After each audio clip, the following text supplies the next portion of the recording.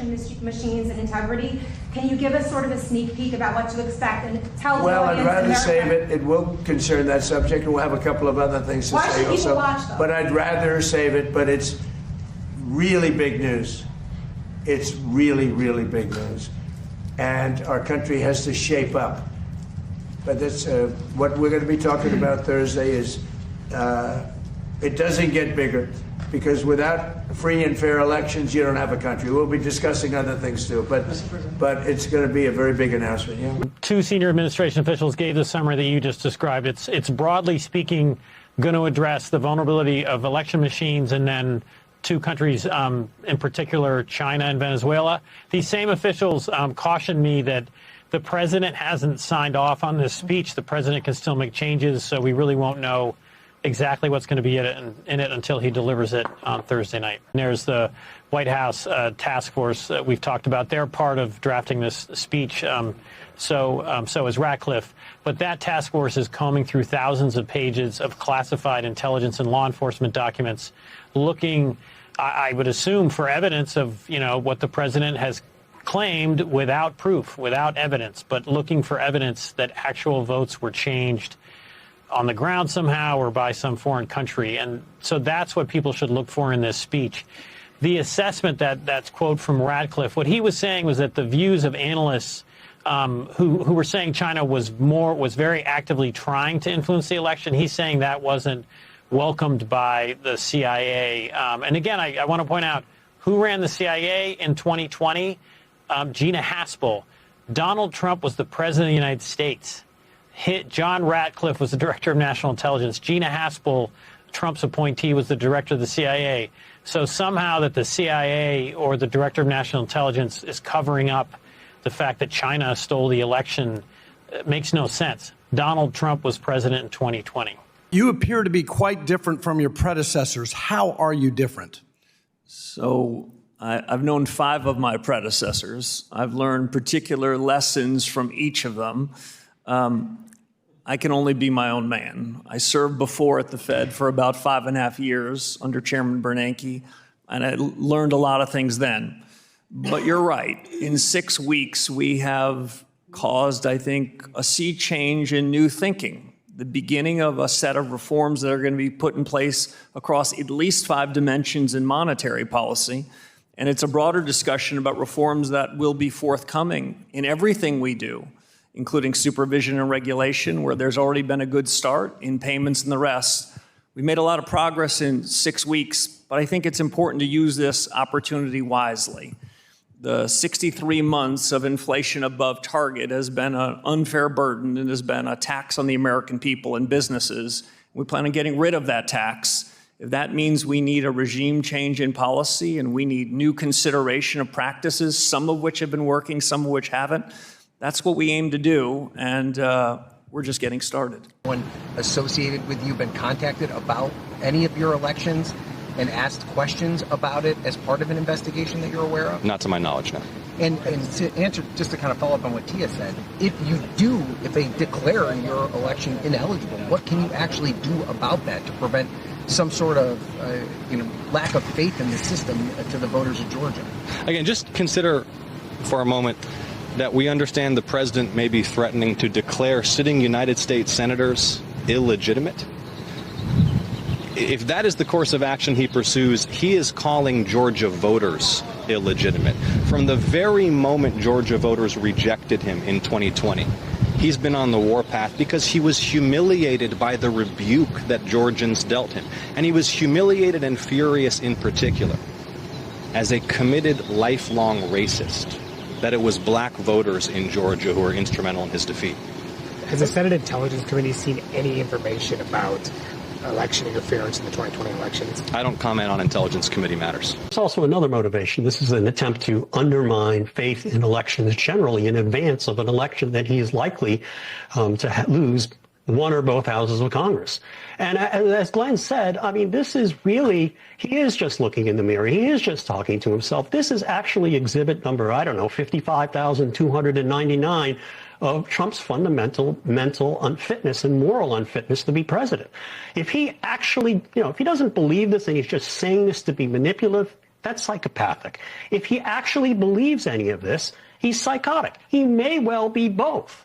And it's just classic Donald Trump. I mean, just lying without regard to the facts, making new things up, even if they don't make any sense and even if they don't connect up to things in the real world.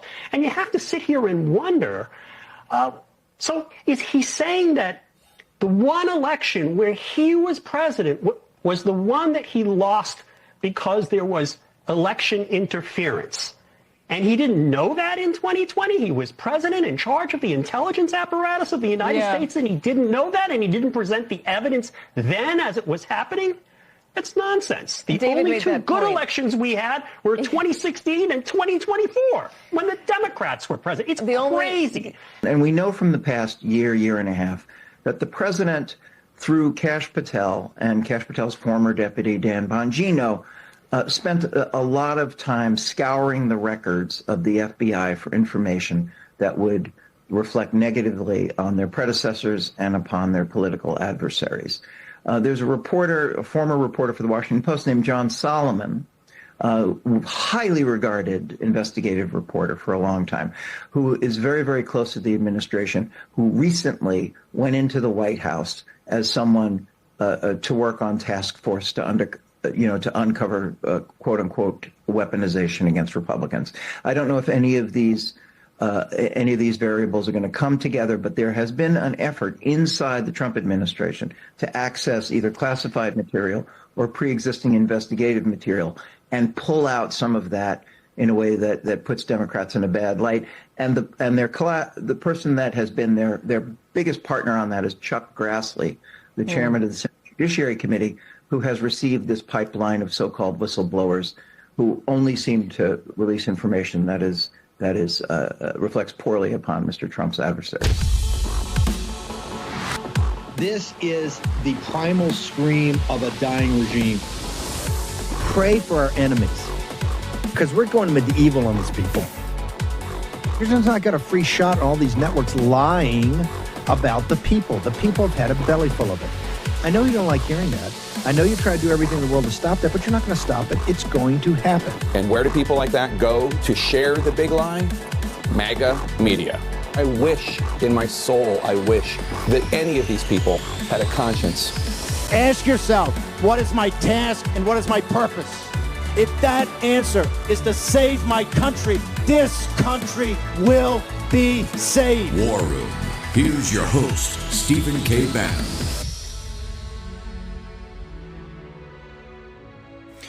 Tuesday, 14th July, in the year of our Lord 2026. I don't know if we got it into the cold open or not, but the president has a different opinion on, or has come up with a new idea now on the 20%. I wasn't able to do the handoff with Eric Bolling, where we were going to discuss that. Maybe we'll get to it tomorrow.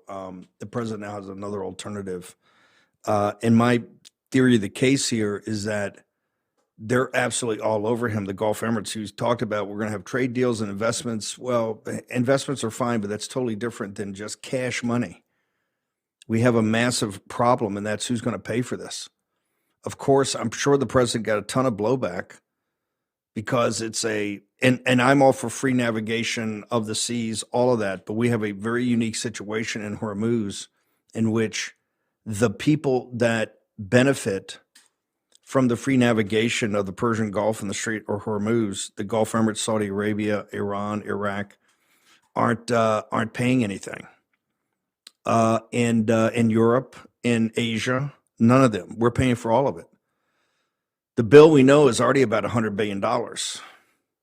They're talking about a reconciliation bill up there with $350 billion. I just don't know. Walsh, the new head of the Federal Reserve, talked about structural changes. I think hopefully, although he's an institutional guy, is about breaking the deep state of the central bank. The financial complex is inextricably linked in with the central intelligence and the other intelligence apparatuses that control the U.S. government. You're going to see how much they control it tomorrow night. You're going to see about evidence they found, and Glenn Thrush right there at the end is not He talks about John Solomon as a top investigative reporter. John has taken temporary leave of his full-time efforts here at Real America's Voice to head a task force. That task force has gone through, I think, and they'll report tomorrow, in excess of 10 million pages of classified documents. Pulte's the other guy, and all you see all day today is the Senate glazing Clayton. I hope tomorrow in Clayton's, as they gun deck and drive, because all they're trying to do is force Clayton through. Remember, they're gonna relitigate and beat up Todd Blanche for DOJ, but they're gonna glide on the former head of the management committee of Sullivan and Cromwell, former general counsel of Alibaba. Alibaba being a military technology company, we know now that he was general counsel, left Sullivan and Cromwell, and I don't know, made $100 million. So he's going to be DNI'd. All they want to do is they want to remove Pulte. Why did they want to remove Pulte? Because Pulte and Solomon together have gotten to the bottom, not gotten to the bottom of it. They've scratched the surface on getting to the bottom of it. And MSNBC that somehow, and they say right there, we got briefed by 2 senior administration officials. I would like the administration to come forward and tell us who those officials are. Who are the 2 officials that briefed MSNBC, and I think David Rhodes, who briefed that media assassin? Who briefed the very media company that this morning we said on Morning Joe, they called the senior executives in the Trump administration white supremacists and said it was a white supremacist administration. MSNBC is not a friendly. And I'm not saying that you should only talk off the record or give backgrounds to people that are friendlies, but in something this sensitive, when you have not briefed conservative media, why would that is, highly classified, what would possess you to go brief? And they say right there, and has been any pushback by the White House.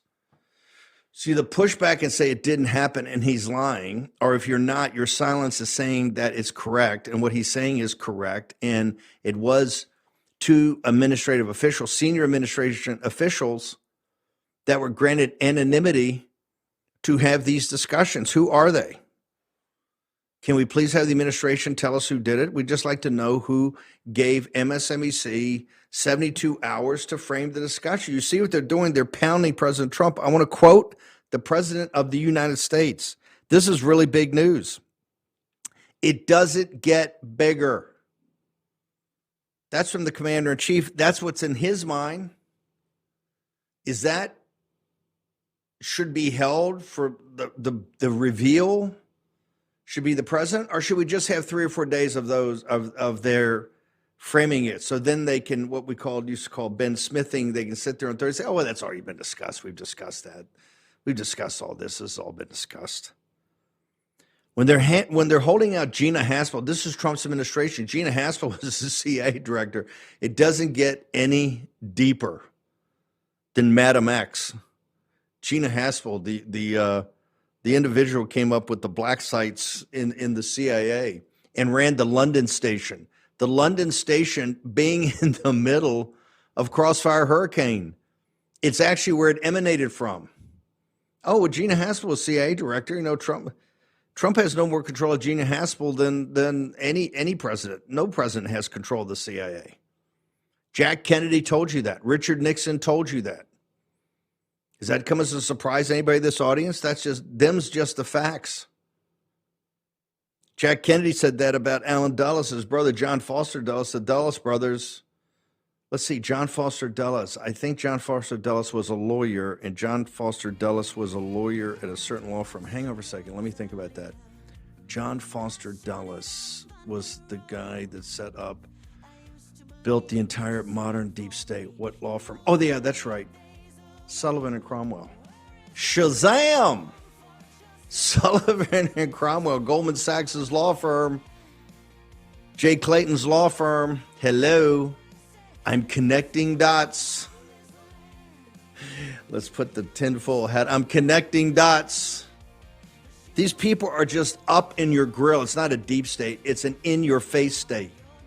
You know why? They're impervious. You're going to see on Thursday night. You see, right now, they're just leaking and they're briefing. They're briefing MSNBC. Like to know who the 2 officials. Can they please step forward?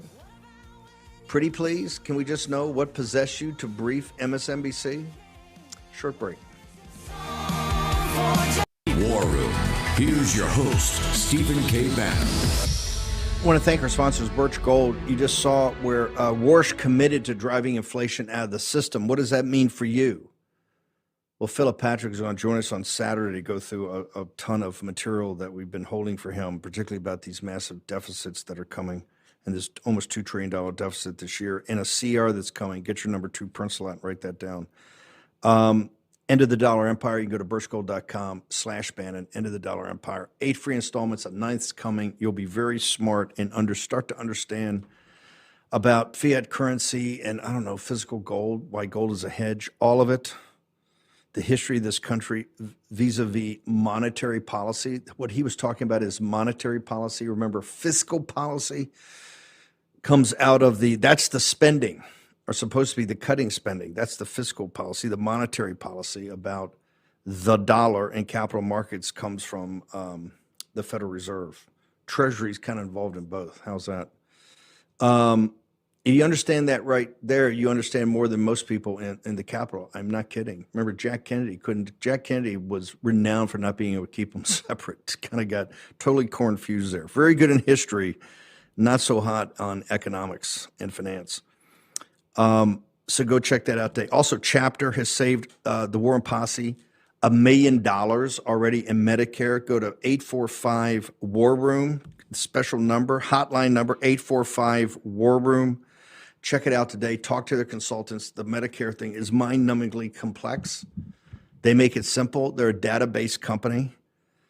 Colby and the team, amazing. Feedback we got from the posse is tremendous. 845 War Room. Go check it out today. And also check out Birch Gold. The other way you get to Birch Gold is just take your phone. If it's simpler, 845,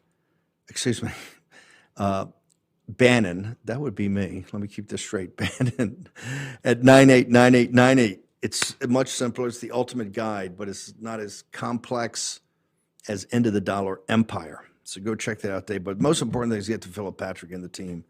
Talk to them. I want to play. The president finally was able to talk about it.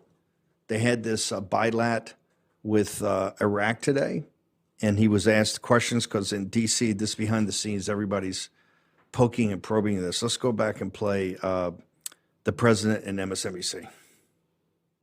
Machines and integrity. Can you give us sort of a sneak peek about what to expect and tell the Well, audience I'd rather in save America? it. It will concern that subject, and we'll have a couple of other things to Why say should people also. watch, though? But I'd rather save it. But it's really big news. It's really, really big news, and our country has to shape up. But that's what we're going to be talking about Thursday. Is it doesn't get bigger. Because without free and fair elections, you don't have a country. We'll be discussing other things too, but it's going to be a very big announcement. Yeah. 2 senior administration officials gave the summary that you just described. It's broadly speaking going to address the vulnerability of election machines and then 2 countries, in particular, China and Venezuela. These same officials cautioned me that the president hasn't signed off on this speech. The president can still make changes, so we really won't know exactly what's going to be in it until he delivers it on Thursday night.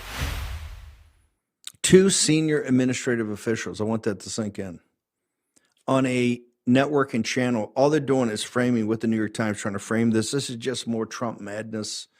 You heard all the other cuts we had. This is just more Trump madness. He's so jealous that he didn't win. Well, he came back and won 2024 in a landslide. That's not it. President Trump, the nation, we have to shape up. What he's talking about is the greatest scandal in the history of the country, the stealing of the 2020 presidential election, foreign interference in our elections. But most importantly, this is the lesson. They're going to give, I think, voluminous material and more to come. This is just a sign marker on the route. What is the path we're taking? The path we're taking is destroy the deep state. So everybody at the CIA and the other intelligence agencies, DIA, understand we're coming for you. Okay, we're coming for you. FBI. So Cash, no more. I don't need to hear any more statistics that the FBI really aren't involved in a crime. Where is cutting the FBI in half? That's what the task and purpose was, to chop these these surveillance. What they're doing is surveillance and intruding in American life. The question will get to be, did they know about this? Did they look the other way? Did they suppress the information? You're going to have to make the judgment on that. The President of the United States is reviewing this material. He'll decide what goes in and what goes out. But there's a formal process underway to make sure that the very enemies in the media, the very enemies of the President of the United States, and you don't get to be a bigger enemy than Rhodes and MSNBC because he's a media assassin. They hate the president. They hate the president's agenda. They hate MAGA. They hate the grassroots. They hate this country. And most importantly, they hate the citizens in the country. This is the group that wants to replace the citizens of this country with other folks. So everybody just come on in and let's enjoy yourself. Let's just come on in and, do what you got to do. The open border. This is the crowd at MSNBC that cheered on the organized effort of the invasion of 20 million people. We're in the Persian Gulf. We're in Iran. We're blowing stuff up, and we have 20 million invaders here in this country. What would the founders say about this? The revolutionary generation, the people that gave all against the greatest empire of its time, that take that on and say, we don't want to. Not only don't we want to be part of it, we don't want to be part of the opportunities and the growth and the protection you give and the greatness that will be England with India and all the rest of the empire. We want to opt out. And in fact, we want to opt out, declare war, and be accused of treason. So that if this thing fails, and look, any rational individual sit there and go, it's absolutely got to fail, because the king, there's never been a colony, particularly a colony of any size, that has sat there and told a divine right king that, hey, guess what? We're opting out. We've thought about this and we're opting out. That's the lineage you come from.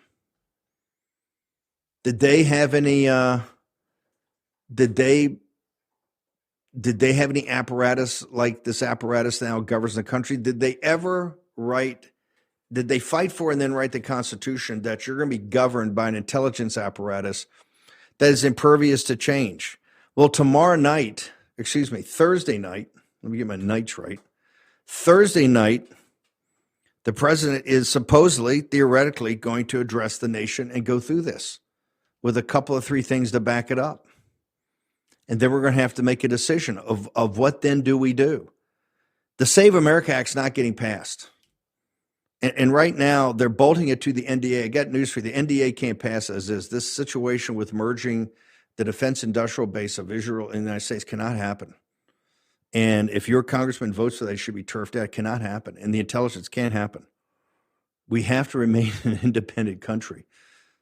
God bless Israel. The president today, it's been leaked to, Axios, got a scoop that the president had a conversation with Netanyahu. Steve Bannon did not have a conversation with Netanyahu. I did not. The president of the United States, the commander-in-chief, had a conversation with Netanyahu. And what did the president of the United States say in that conversation? He said, I want your troops out of Syria. And oh, by the way, I want them out of southern Lebanon. In other words, I am not all in. I do not support the Greater Israel Project. I don't support this. I want you guys to reverse it. You're causing additional conflicts in the region, etc. Now, for Israel, that may or may not be the right thing. I'm not going to opine on that. If they want to make the call on that, then they have to be a free and independent nation. They have to not be a vassal state and a protectorate.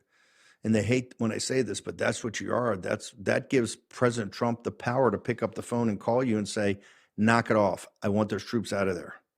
That means you're a vassal state. That means you're a protectorate. If you don't want to be a vassal state, if you don't want to be a protectorate, if you want to have your own deal and do your own thing, which I think you should do, you should be a sovereign nation, stand on your own. We can't give you cash money to pay for it. We can sell arms to you, but we certainly can't, and we're not going to merge the industrial base. This just cannot happen. We have to have our own military industrial base. Who knows what would leak out to the Chinese Communist Party? Who knows what would leak out to India, Russia? There's already been those threats that, hey, if you're not with us, well, we got India's all over us, and we got the Chinese Communist Parties all over. That's fine. That's good. You're a free and independent nation. Deal with who you want to deal with, but you're not going to deal as merged into our industrial base. What is that? And to put the Save America, oh my gosh, now, if you don't support the NDAA, you don't want to pay the troops, and you don't really want to have election integrity. Isn't War Room bad? They don't want to have it. Screw you. There's no platform out there that's done more on this topic for when. Let's see when. Oh, that's right. Running up to where were you in the run up to the 2020 election with the laptop from hell and all of it? All these Johnny-come-latelys going to say this. No, that's just another boom. Let's pass Save America. It's too late for Save America already. John Thune in the Senate, taking orders from Mitch McConnell, treat President Trump as a lame duck. They have no intention of bringing Save America. And if they had any intention, it would be too late. What they're talking about is maybe in September when we get back from the August recess, we'll debate it. What happens Thursday night has to be looked at as a predicate for immediate action. That immediate action would manifest itself in a national security emergency executive order. Executive order that took all of Save America plus, put it into an executive order, and then the president signs it, and guess what? It's then executed. To make sure that we have free and fair elections with no foreign interference in our intelligence services, the deep state running the deal. End of story. Period. Short break. The Viceroy on the other side.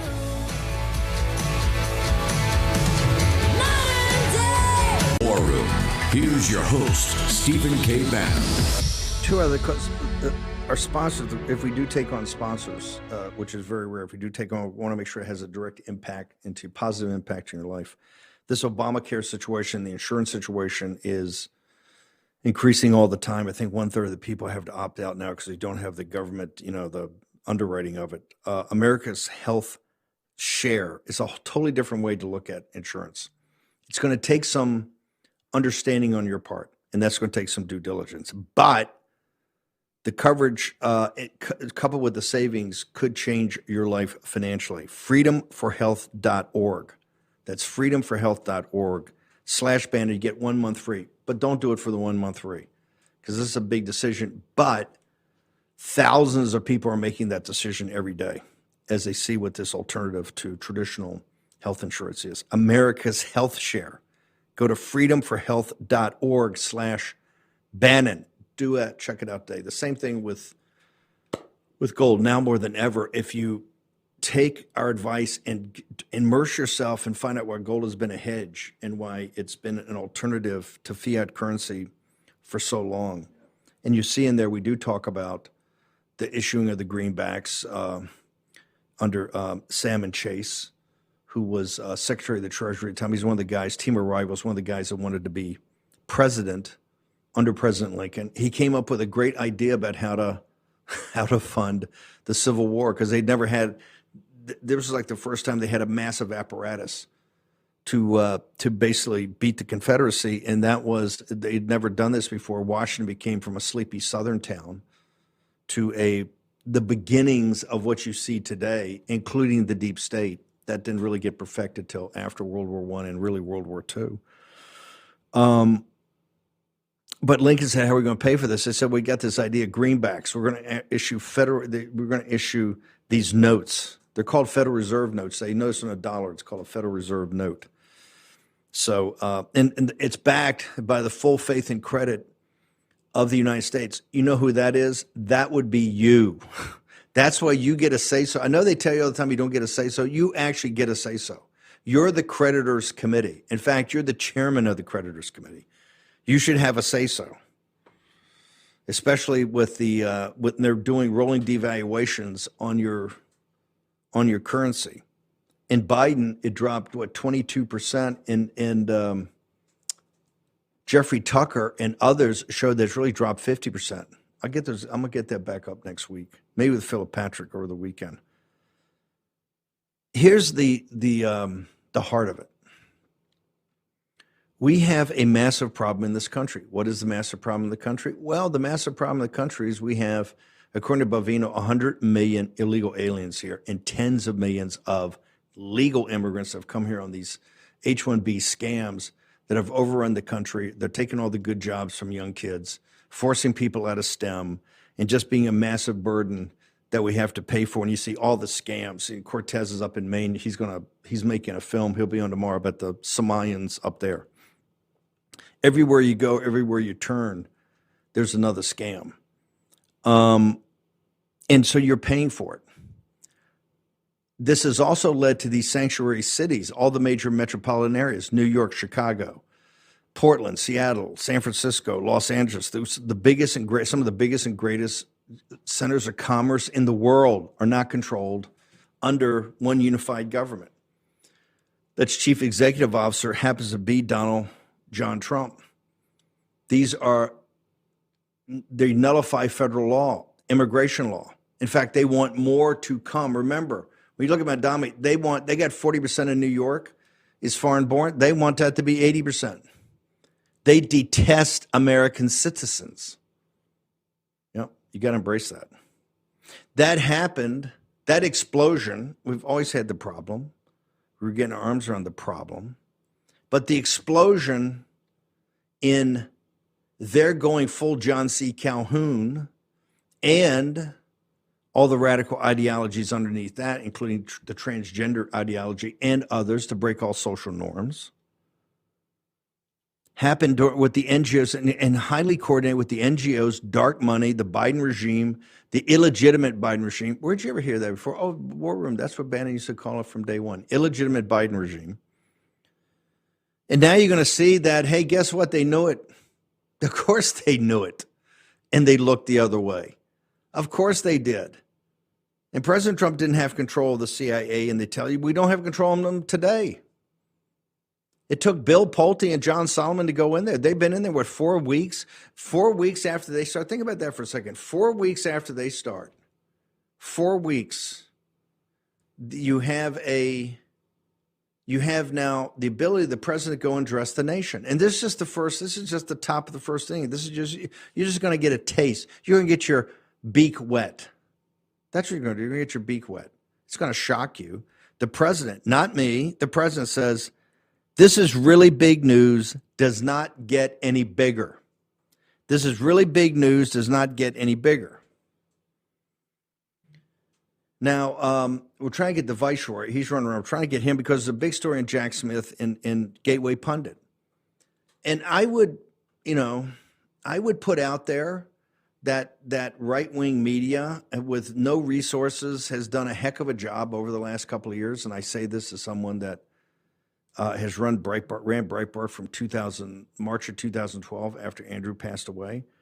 And Andrew built that magnificent site and put all his efforts into building that magnificent new site that's there. But you look at, Raheem, you look at National Pulse and the Federalist and Breitbart and the Glenn Beck operation, and you've got Gateway Pundit, and you have on and on and on. You got Citizen Kane. We got our own Drudge. We got every different aspect. You can have reflective news. You can have people putting out trends as they come, trending news, everything. You got a whole palette. You can wake up in the morning and go to hit your top conservative news things. You can stay for hours with the different stories and the different way they break it down. And we've got, you got Real America's Voice. You also have the One American News guys. You got Newsmax. You got Fox. You got others. You got these podcasts, dozens and dozens of podcasts. You got a whole lot of stuff, right? Did any of those people get briefed by the White House like MSNBC did? Or any of those people out there with the level of detail MSNBC has? Is anybody out there? You seen that? I've looked. I certainly have not seen it. Why did we brief MSNBC? And people say, well, Steve, you got to back off. No, I'm not going to back off it. The president went into exile in January of 2021. You remember, if you were watching the show at this time, exactly what we talked about and what we were going to do, and that the president was going to, we were going to rally, and the president was going to come back, and people laughed in our face because it was all Ron DeSantis and Nikki Haley, and you got to move on. In fact, there was a guy the next night. And I will not speak ill of the dead. I'll just give you facts. But there was a guy the next night, or maybe it was the night of January 6th, that stood up in the Senate and said, I've had enough. I've put up with it for too long. That was a senator from South Carolina that said, yeah, this got to be held accountable. You got to do this, you got to do that. Mitch McConnell was all saying, Mitch McConnell, you've got to do this, you got to do that. Trump's evil. Let's impeach him again. Because if we impeach him again, then we've driven him. Then we've taken the torch and gotten the Frankenstein monster out. We've driven him out. Well, there was a hardcore of MAGA folks that said, nah, I don't think so. This election was stolen, and it was covered up by people in authority. And that's the beginning of what you're going to see on Thursday night. So they can sit there and yammer all they want. You're going to see about the 2020 election. And President Trump, he's already dropping a bomb on Ossoff. Ossoff already running for president, drop a bomb and say, yo, Ossoff, I'm not so sure you're that legitimate today. Well, Biden wasn't legitimate. In fact, you want to, and I said this back in January of 2021, you want to talk about mind-numbing complexity? Think about the civil legal issues we have from Biden not being the legitimate, if it's true that he was an illegitimate regime of which the War Room said over and over and over again, if that's the case, how complicated is that in civil court, that everything he did was illegitimate? How are you going to unwind that? I don't know.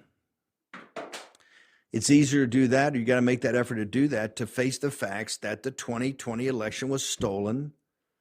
You had foreign interference, and you had apparatuses that you, the taxpayer, pay for, that just sat there and willingly looked the other way. Do I have the Viceroy? Is the Viceroy up?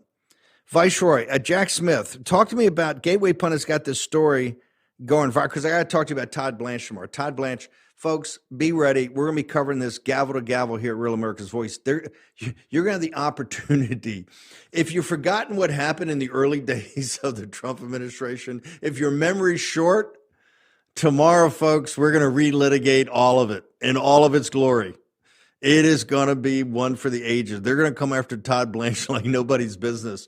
Mike Davis, we'll get to that. But tell me about Jack Smith. What Jack Smith's done, and is Jack Smith being held accountable, sir?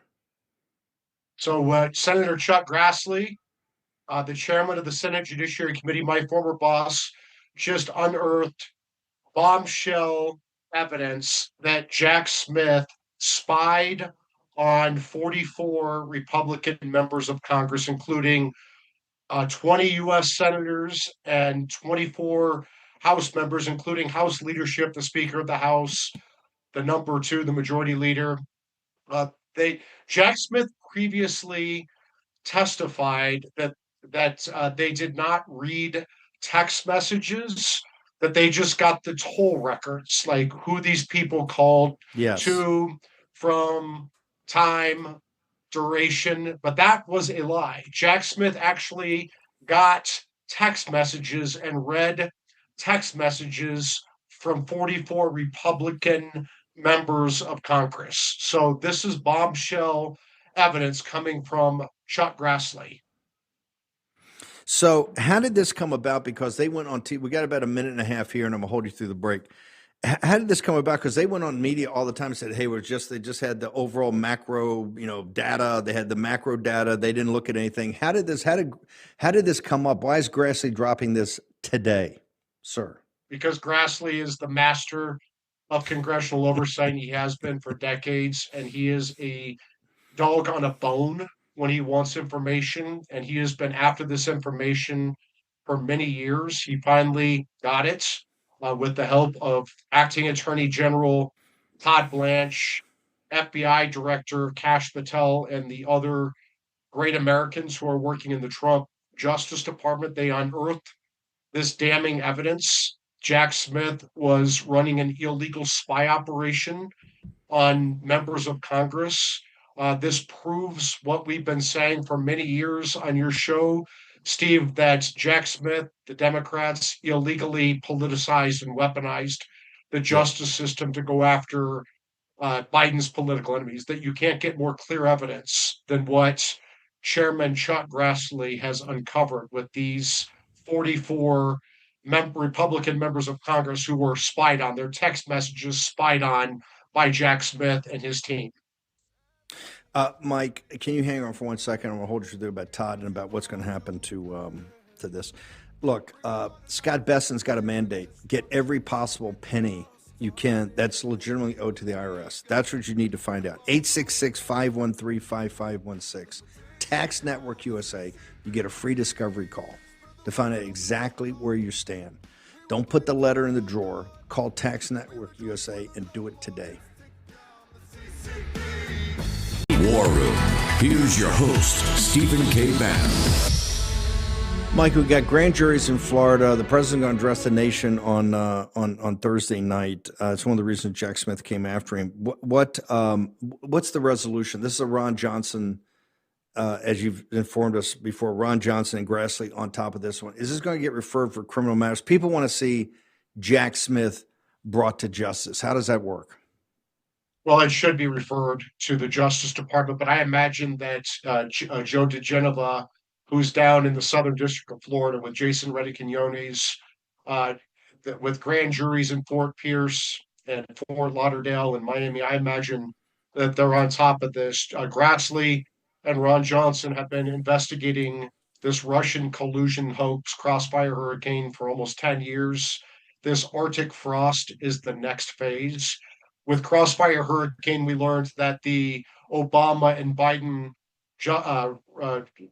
administrations were spying on Trump's campaign, then on President Trump when he was the president. And then they did the Mar-a-Lago raid to cover that up when Trump declassified it. This is the next phase. This is where members of Congress actually start caring, because Arctic frost is where the Biden administration spied on them. 44 Republicans, 20 Republican senators, 24 House members, including House Speaker Kevin McCarthy, the House Majority Leader Steve Scalise, so many others. The Biden Justice Department was spying on them. And it wasn't just getting their toll records from their phones, where it was trying to figure out the time and dates and durations of their phone calls without looking at their content. Jack Smith lied. He said that he did not get their text messages, and now we know from Chuck Grassley's oversight and Ron Johnson's oversight that Jack Smith did get text messages from these 44 congressional Republicans. Jack Smith needs to be indicted and put in prison. This is, I don't know how much more evidence we need. Amen. People need to go to Article 3, tell them where tomorrow's going to be bloody because they're coming after Todd Blanche.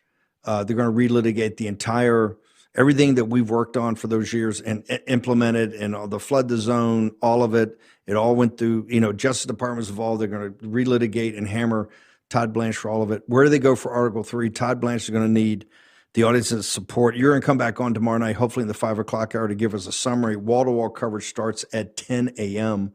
We'll be dipping in and out for the best parts of it, besides all the other news we got to cover.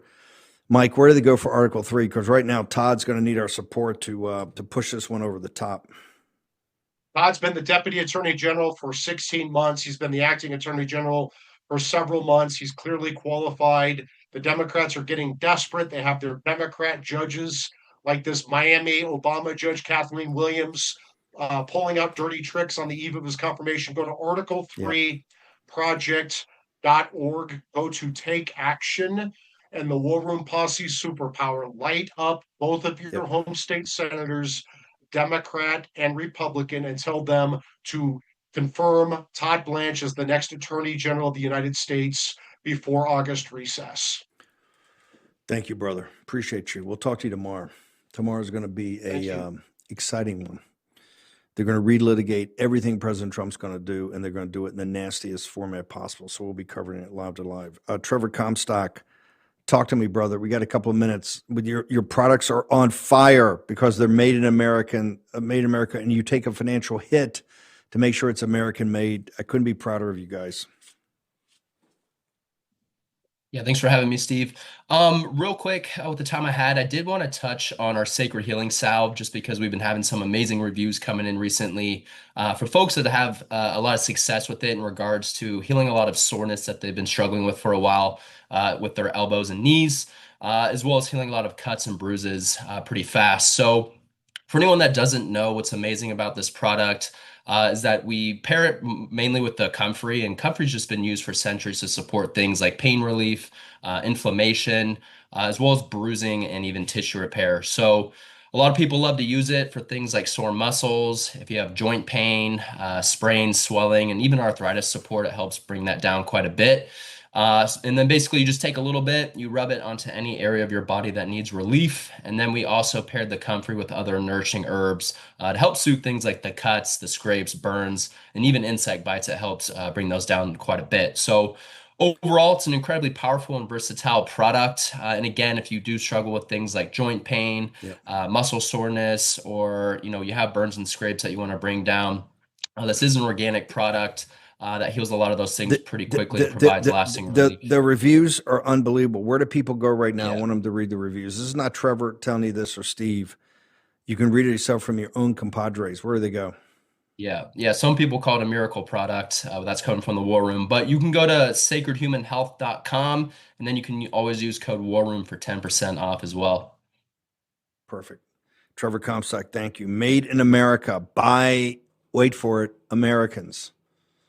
Couldn't be prouder of you. A guy that runs a great company, building a great company, and says, hey, look, if I got to take a hit in gross margin because we're going to make it in America, we're going to do that. If we have to take a hit in operating margin, we're going to do it because we're going to make it in America. Mike Lindell, a sale that only comes along every 250 years. What do you got for us?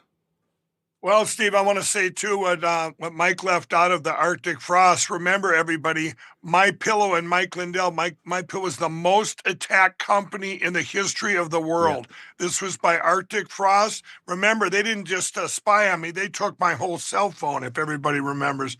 And they came after MyPillow with a vengeance. They debanked us. They tried to get rid of our overseas suppliers, our in-house supplies. But we're still standing. Hold it. When you had the phone, because I know you said, hey, you can't take my phone. I run the company off the phone. They go, then I guess your company collapses. They could care less, Mike Lindell. They could care less, but we're still standing, and you guys have been behind us, so we're behind you, War Room Posse. Our pillows, we have a 4-pack special, War Room special, a 4-pack for $49.98, you guys. This is a War Room exclusive, and if you also, that combines with our mega sale, our Mega 2 sale. If you go to mypillow.com, there's the Mega 2 sale, you guys. That's our Giza Dream Sheets as low as $29.98. We have our mattress stoppers as low as $99.98. Our My Towel sets, we have it all. But you go to mypillow.com/War Room. There you see the 4-pack special we put together for you, $49.98. And free shipping options available right now if you call. And it's 800-873-1062, 800-873-1062, promo code WARROOM. Get that special now, you guys. It's awesome. Thank you, Mike. Amazing job. Arctic Frost, they try to shut down Lindell, try to put him in bankruptcy. That's not going to work. Second hour of War Room is upon us. Stick around.